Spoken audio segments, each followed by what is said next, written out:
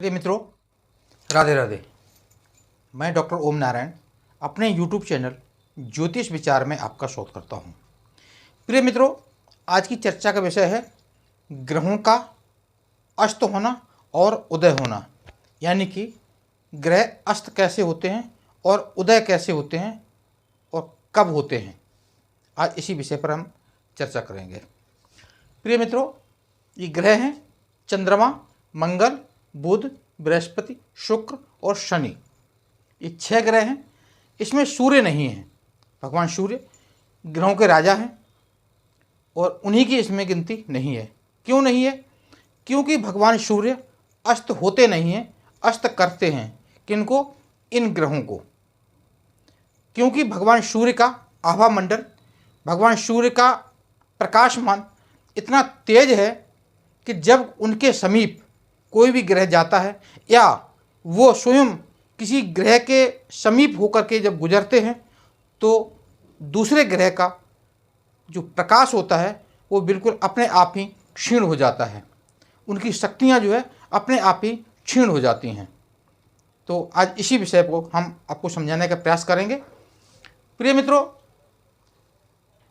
हर ग्रह की, भगवान सूर्य ग्रहों के राजा हैं, तो हर ग्रह की उनके समीप जाने के लिए हर ग्रह की दूरी अलग अलग सुनिश्चित की गई है। जैसे एक चंद्रमा है 12 डिग्री, 12 डिग्री भगवान सूर्य के आगे और पीछे तक अस्त रहेगा। जब भगवान सूर्य से उसकी दूरी जब 12 डिग्री होगी तो अस्त होना प्रारंभ हो जाएगा और भगवान सूर्य जब के आगे जब निकल जाएगा तो 12 डिग्री आगे तक वो अस्त रहेगा। मंगल 17 डिग्री, बुध 13 डिग्री, बृहस्पति 11 डिग्री, शुक्र 9 डिग्री और शनि 15 डिग्री। ये दूरियां निश्चित की गई हैं। जैसे कि मान लीजिए सूर्य यहाँ पर विराजमान है सप्तम भाव में और 6 डिग्री 5 कला के हैं। मान लीजिए चंद्रमा की हम लेते हैं 12 डिग्री है, चंद्रमा छठे भाव में है तो 27 डिग्री पर है। अच्छा, अस्त कहाँ कहाँ हो सकता है? इस घर में अस्त हो जाएगा, एक घर आगे और एक घर पीछे तक। वो चंद्रमा की डिग्री के ऊपर निर्भर करेगा जो, और अगले जो भी इन भावों में ग्रह है उसकी डिग्री ऊपर निर्भर करेगा कि वो उस दूरी के, जो दूरी सुनिश्चित की गई है उस दूरी के अंदर हैं तो अस्त हो जाएंगे और बाहर हैं तो अस्त नहीं होंगे।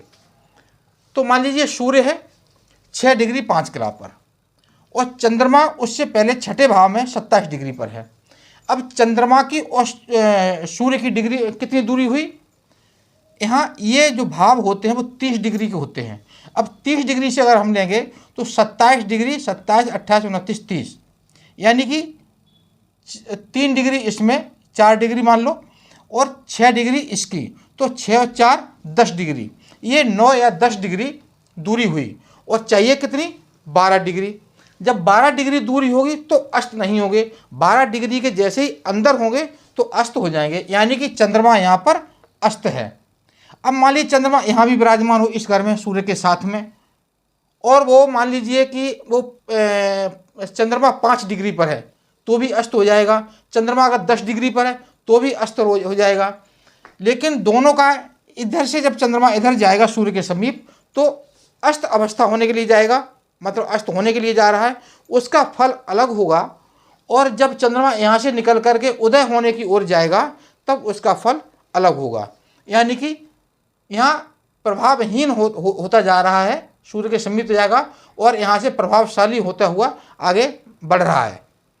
तो दोनों का फलादेश अलग अलग हुआ। ये कुंडली में जब हम बलाबल देखते हैं तो ये बहुत महत्वपूर्ण है देखना। इसके बिना हम जो फलित है वो शुद्ध नहीं कर पाते हैं। तो इसलिए ये सीखना बहुत ज़रूरी है आप लोगों के लिए और हमारे सब के लिए। तो ऐसे ही मंगल है। मंगल अगर इसमें अगर हो सूर्य के समीप आएगा या एक घर आगे या एक घर पीछे तो अस्त हो जाएगा। 17 डिग्री के अंदर होगा या 17 डिग्री के बाहर होगा। ऐसी बुध की दूरी होगी, बृहस्पति की दूरी 11 डिग्री है, शुक्र की 9 डिग्री है, शनि की 15 डिग्री है। ऐसे ही अस्त अवस्था ऐसे ही होती है और उदय अवस्था ही। एक और प्रयास करते हैं आपको। मान लीजिए सूर्य यहाँ पर है,